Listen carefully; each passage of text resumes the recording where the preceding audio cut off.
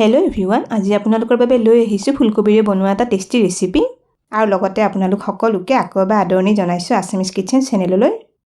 আজিৰ ফুলকবি আলু ডালনা ৰেচিপিটো মই পিঁয়াজ নহৰু নিদিয়াকৈ একেবাৰে কম বস্তুৰে বনাই দেখুৱাইছোঁ। আশা কৰোঁ নিৰামিষ ফুলকবি আলু ডালনাৰ এই ৰেচিপিটো আপোনালোকে নিশ্চয় ভাল পাব। ফুলকবি ডালনাৰ ৰেচিপিটো বনাবলৈ মই ব্যৱহাৰ কৰা ইনগ্ৰিডিয়েণ্টছখিনি আপোনালোকে স্ক্ৰীনত দেখিবলৈ পাইছে। এয়া মই এটা মিডিয়াম চাইজৰ ফুলকবি লৈছোঁ। এতিয়া ফুলকবিটো অলপ টুকুৰা টুকুৰা কৰি কাটি ল'ম আৰু লগতে দুটা আলু লৈছোঁ। আলুখিনি বাকলিখিনি এৰুৱাই কাটি ল'ম। ফুলকবিখিনি মই এনেকুৱা অলপ ডাঙৰ ডাঙৰ কৰি টুকুৰা কৰি কাটি লৈছোঁ আৰু লগতে আলুকেইটাও অলপ ডাঙৰ ডাঙৰ টুকুৰা কৰি কাটি লৈছোঁ। এয়া ফুলকবিৰ টুকুৰাখিনি অলপ গৰম পানীত দি থৈছোঁ। এইখিনি 5 মিনিটমান গৰম পানীত থৈ দিম। আপোনালোকে ফুলকবিখিনি 3 মিনিটমান পানীত উতলিব দিবও পাৰে। এই আলুখিনিও মই এবাৰ ধুই লৈছোঁ। 5 মিনিটমান পিছত এয়া প্লেট এখনত ফুলকবিখিনি পানীখিনি ভালদৰে যাবলৈ অলপ সময় ৰাখি দিছোঁ। এইফালে কেৰাহী এটাত এচামুচ জিৰা গুটি দি ল'লোঁ আৰু লগতে আধা চামুচ চফ গুটি দি লৈছোঁ। এইখিনি এতিয়া গেছৰ কম জুইত লৰাই 2 মিনিটমান শুকানে মচমচীয়া হোৱালৈ ভাজি ল'ম। এইখিনি ভজাগৈ সেমেকা ভাৱটো নোহোৱা হৈ আহিছে। এতিয়া এইখিনি লগে লগে গুড়ি কৰি ল'ম। খুন্দনা এটাত ভাজি লোৱা মছলাখিনি দি ল'লোঁ। এইখিনি অলপ গুড়ি কৰি ল'ম। মছলাখিনি এনেকৈ গুড়ি কৰি ল'লোঁ। এইখিনি খুব বেছি মিহি নহ'লেও হ'ব। এই মছলাখিনি মই চব্জিখনত দিবলৈ পিছত ব্যৱহাৰ কৰিম। এতিয়া খুন্দনাটোত এয়া 3টামান কাজু দি ল'লোঁ। কাজুখিনিও অলপ মিহিকৈ গুড়ি কৰি ল'ম। মই ইয়াতে অলপ কাজু কমকৈ দিছোঁ। আপোনালোকে ইয়াতে কাজু কেইটামান বেছিকৈ দিব বিচাৰিলে বেছিকৈ দিবও পাৰে। এয়া এইখিনি মই মিহিকৈ গুড়ি কৰি ল'লোঁ। এতিয়া এই কাজুৰ গুড়িখিনিও ডালনাত দিবলৈ ৰাখি দিম। এইফালে কেৰাহী এটাত ৰিফাইন তেল অলপ গৰম হ'বলৈ দিছিলোঁ।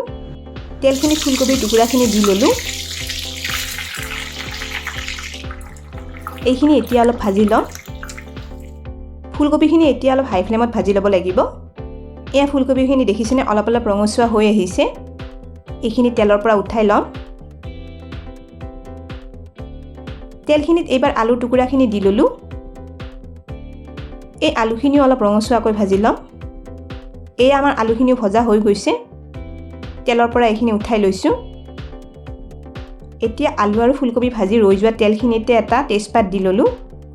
শুকান জলকীয়া এটা দি দিছোঁ আৰু এয়া 2টা ইলাচি, ডালচেনি এডোখৰ আৰু এটা লং দি ল'লোঁ।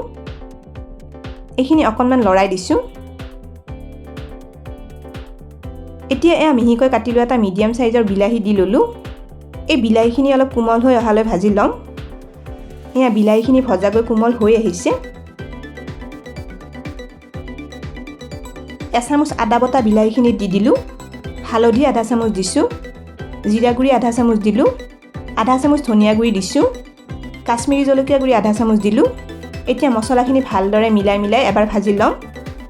এইখিনিতে এটা ৰিকুৱেষ্ট কৰিলোঁ, ভিডিঅ'টো চাই ভাল পালে লাইক আৰু শ্বেয়াৰ কৰি দিব। আপোনালোকৰ যিসকলে আমাৰ চেনেলটো এতিয়ালৈকে ছাবস্ক্ৰাইব কৰা নাই তেওঁলোকক আমাৰ চেনেলটো ছাবস্ক্ৰাইব কৰিবলৈ ৰিকুৱেষ্ট কৰিলোঁ আৰু লগতে থকা বেল আইকনটো প্ৰেছ কৰি দিব। এয়া মছলাখিনি ভজাগৈ তেলখিনি ওলাই আহিছে।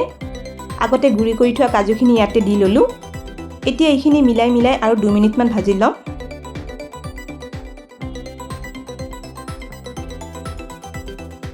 এয়া 2 চামুচমান পানী মছলা আৰু কাজুৰ মিশ্ৰণটো দি ল'লোঁ। অকণমান পানী মিলাই ভাজিলে কাজুখিনি কেৰাহীতলিত লাগি নধৰাকৈ থাকিব। এইখিনি আমাৰ ভজা হৈ গৈছে। আগতে ভাজি থোৱা ফুলকবি আৰু আলুৰ টুকুৰাখিনি ইয়াতে দি ল'লোঁ। এয়া নিমখ সোৱাদ অনুসৰি দি দিছোঁ আৰু লগতে অলপমান চেনিও দি দিছোঁ। এতিয়া গোটেইখিনি ভালদৰে মিলাই ভাজি ল'ম। ফুলকবি আৰু আলুখিনি বেছি সময় ভাজি থাকিব নালাগে। এইখিনি ভজা হৈ গৈছে।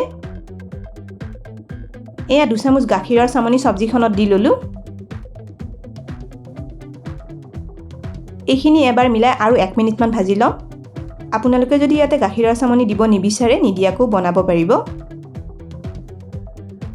ফুলকবি আৰু আলুখিনি ভজা হোৱাত এয়া অলপ গৰম পানী জোখমতে দি লৈছোঁ।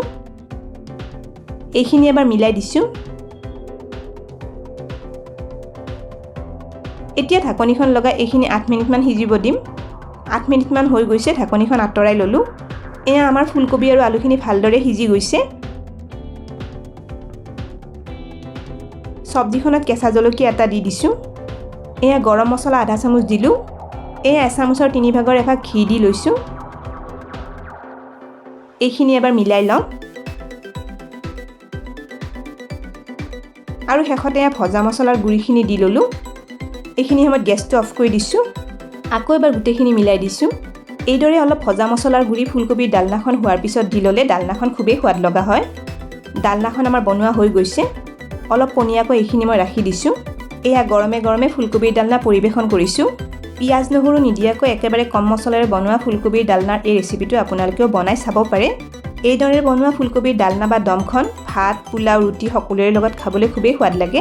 তেনেহ'লে আজিৰ ৰেচিপিটো কেনে পালে কমেণ্ট কৰি নিশ্চয় জনাব। ভিডিঅ'টো শেষলৈকে চোৱাৰ বাবে অশেষ ধন্যবাদ জনালোঁ। আৰু ভিডিঅ'টো ভাল পালে লাইক আৰু শ্বেয়াৰ কৰি দিব। স্ক্ৰীনত দেখা পোৱা ৰেচিপিকেইটা চাবলৈ মই ৰিকমেণ্ড কৰিলোঁ। ভিডিঅ'কেইটা চাবলৈ ৰেচিপিটোৰ ফটোখনৰ ওপৰত ক্লিক কৰিলেই হ'ল। তেনেহ'লে আজিলৈ আহিছোঁ, আকৌ লগ পাম আৰু এটা নতুন ৰেচিপি ভিডিঅ'ৰ সৈতে।